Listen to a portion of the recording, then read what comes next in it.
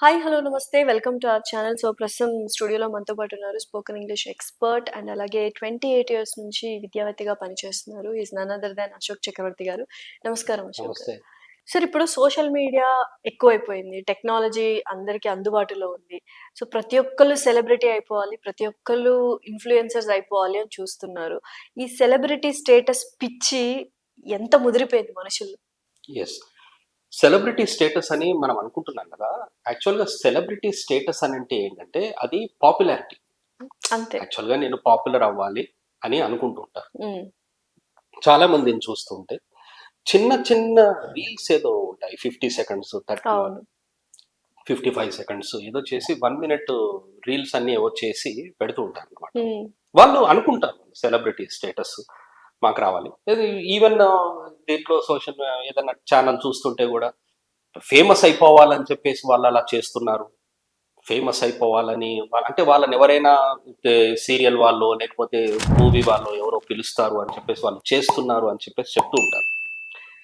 నేను ఒకటి అంటాను ఏంటంటే డబ్బు సంపాదించడానికి వాళ్ళు అలా చేస్తున్నారు అనేది అదొక ఆస్పెక్ట్, అది వేరు.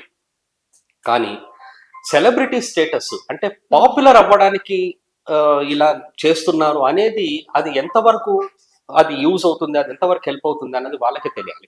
నేను చెప్తాను ఒకటి, మీకు ఒక హీరో పేరు చెప్తాను. ఆ హీరో పేరు మీరు విన్నారా లేదా మీరు చెప్పండి. హిందీలో సూపర్ స్టార్ రాజేష్ ఖన్నా ఉన్నాడు. మీరు ఎప్పుడైనా విన్నారు? రాజేష్ ఖన్నా పేరు విన్నా. రాజేష్ ఖన్నా పేరు విన్నారు. నిజానికి అతను లేడు, అతను చనిపోయాడు. అవును. అతను చనిపోయి చాలా రోజులు అవుతుంది. మీకు ఒక విషయం తెలుసా? మీరు ఈ మధ్యన సూపర్ స్టార్ అని వింటున్నారు. అవును. అసలు సూపర్ స్టార్ అనేది స్టార్ట్ అయిందే రాజేష్ ఖన్నాతో. అవును. ఈ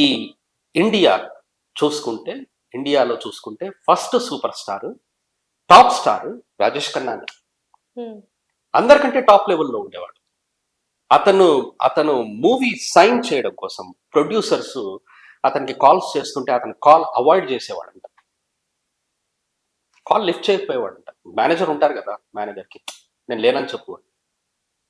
అతను హీరోయిన్స్ ని సెలెక్ట్ చేస్తాడంట. ఈ హీరోయిన్, సార్ ఈ హీరోయిన్ అన్నారు కదా మీరు, ఆ హీరోయిన్ కాకపోతే మళ్ళీ ఈ హీరోయిన్ తీసేయండి కావాలి వద్దు అంటే.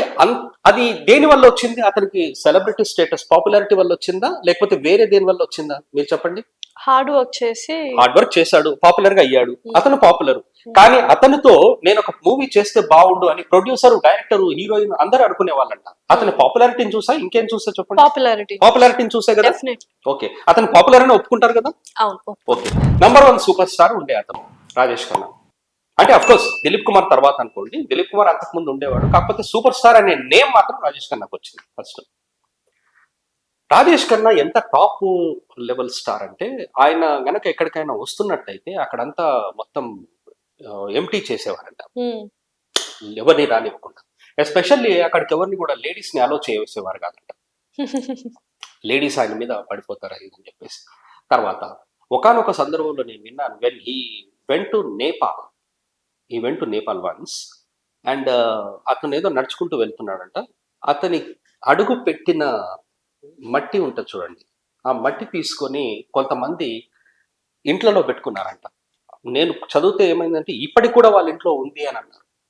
అంత పాపులారిటీని మీరు విన్నారా? ఎవరైనా ఉన్నారా? లేరు. ఇప్పుడు నేను ఎందుకు చెప్పాను ఇంత అంటే, అతను ఉన్నంత కాలం ఉన్నాడు. అతను చనిపోయేటప్పుడు అతని పక్కన ఎవ్వరూ లేరు. మీకు ఆ విషయం తెలుసా? లేదు. అతని పక్కన ఎవరు లేరు. ఒక అసిస్టెంట్ ఉండేవాడు. అంటే he was married but he didn't have his wife and he didn't have his children also. ఇప్పుడు ఎవరు మన ట్వింకిల్ కన్నా అని ఉంది. ట్వింకిల్ కన్నా ఇంకో చిన్న కూతురు, తెలుగులో ఇంకా బాగా చెప్పాలంటే మహానటి సావిత్రి గారి పరిస్థితి, సావిత్రి పరిస్థితి కూడా అదే.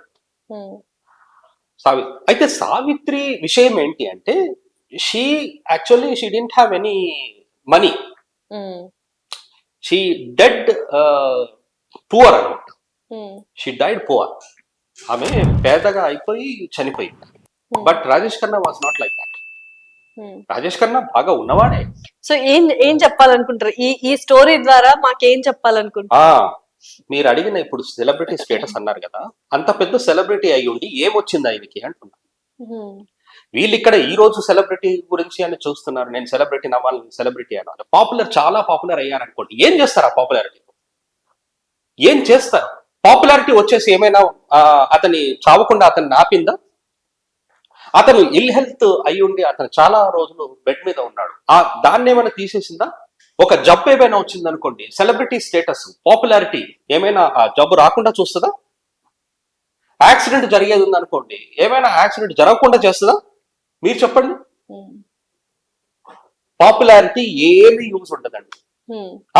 ఏమైనా ఒకవేళ ఎర్నింగ్స్ కోసం ఏమైనా చేస్తున్నారు అంటే, సర్వైవల్ కోసం ఏమైనా చేస్తున్నారు అని చెప్పేసి we can accept that to some extent.